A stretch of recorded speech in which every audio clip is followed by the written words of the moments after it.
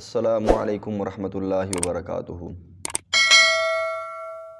آج کی کلاس میں ہم سبق جو لفظ پڑھیں گے وہ ہے یوصینا۔ یوصینا اس کو ملا کے پڑھیں تو یوصینا۔ پچھلی کلاسوں کے اندر بھی میں بتا چکا ہوں کہ کوئی بھی لفظ ہوتا ہے اس کو ایک ہی بار میں پڑھا جائے تو وہ بہتر ہوتا ہے، وہ ہوتا ہی صحیح ہے، پڑھنی ایسے چاہیے، ہمیں توڑ توڑ کے ایک لفظ کو نہیں پڑھنا چاہیے۔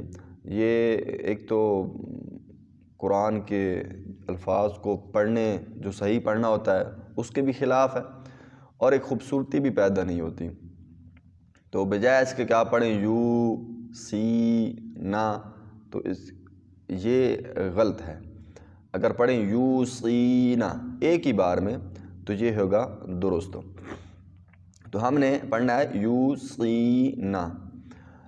اسی طرح سب سے پہلے اس کے اندر حروف یا ہے، یا کے بعد واو ہے، واو کے بعد صاد ہے، اور صاد کے بعد پھر یا ہے، اور یا کے بعد پھر نون ہے۔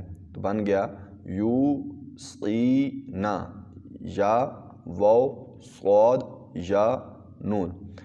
قرآن میں یہ یوصینا 2-3 مرتبہ استعمال ہوا ہے، اس طرح کہ ایک جگہ پہ اسی طرح ہے یوصینا، ایک جگہ پہ ہے یوصیکم، ایک جگہ پہ ہے یوصی، اور ایک اور جگہ پہ ہے یوصا۔ تو تقریباً پہلے حروف جو ہیں وہ اسی طرح ہی ہیں، بس صرف کم کا فرق ہے، یا نون اضافی ہے یا کم اضافی لگا ہوا ہے بس، اور اسی طرح ہی ہے۔ دوسرا ان پہ حرکات کون سی ہیں؟ یا پر پیش ہے، آگے واو جزم والی ہے، کل کے قاعدے کے مطابق یا پیش کے بعد واو جزم والی ہو تو لمبا ہوتا ہے، اس لیے ہم نے یو تھوڑا سا لمبا کیا ہے۔ آگے صاد ہے، صاد کے نیچے زیر ہے، اور آگے یا ہے، یا کے اوپر جزم ہے، آگے نون ہے، نون پر زبر ہے۔ ہم نے 2 قاعدے پڑھ چکے ہیں 2 کلاسوں کے اندر، ایک تو وہ کہ زبر کے بعد الف ہو تو اس زبر کو لمبا کرتے ہیں، پیش کے بعد واو ہو تو اس پیش کو لمبا کرتے ہیں۔ آج کے سبق میں ایک تیسری چیز ہے یا، کہ یا زیر کے بعد جس حرف پر بھی زیر ہو اس کے بعد اگر یا جزم والی آ رہی ہے تو اس زیر کو بھی لمبا کریں گے، جیسے سینا، یو کو لمبا کیا واو کے پیش کے بعد واو کی وجہ سے، اور سینا سی کو لمبا کیا ہے کہ صاد کے نیچے زیر ہے اور آگے یا جزم والی ہے۔ تو 3 چیزیں ہم نے 3 حروف ہم نے پڑھے ہیں، الف، واو اور یا۔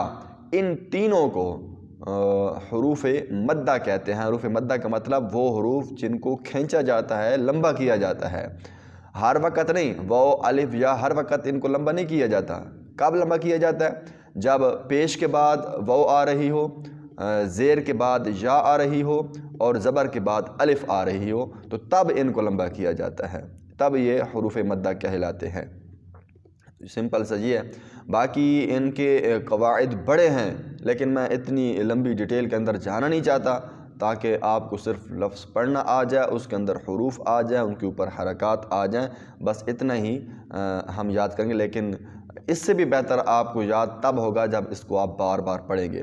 جتنے بھی الفاظ پڑھ چکے ہیں تو انشاءاللہ جب 5 یا 10 اسباق ہو جائیں گے تو پھر ایک ہی دن میں ایک سبق بھیجیں گے، جس میں وہ سارے جتنے ہم حروف پڑھ چکے ہیں، الفاظ پڑھ چکے ہیں، وہ سارے ایک ہی بار میں بھی سب کو یاد ہو جائیں۔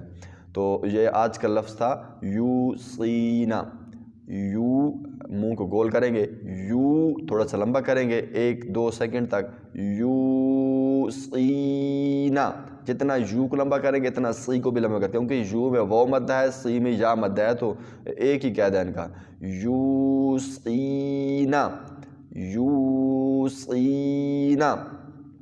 اینڈ پہ جو نا ہے نا، اس کو نا نہیں پڑھیں گے بلکہ نا، کیوں کہ زبر تو ہے لیکن آگے زبر کے بعد الف نہیں ہے، الف ہوتی تو پھر نا پڑھتے، جیسے کل کے لفظ میں ترک نا ہم نے پڑھا ہے الف کی وجہ سے، اس میں صرف نون زبر نہ، تو اس لیے اس کو صرف نا پڑھیں گے، یوصینا، یوصینا، سی کی آواز سین کی طرح نہیں چلی بلکہ تھوڑی سی موٹی، سی زبان کی نوک جو ہے اس کو یہ جو دو بڑے دانت ہیں اوپر والے اور نیچے والے ان کے درمیان رکھیں گے زبان کی نوک، تو یہ الفاظ وہاں سے ادا ہوں گے، یوصینا یوصینا۔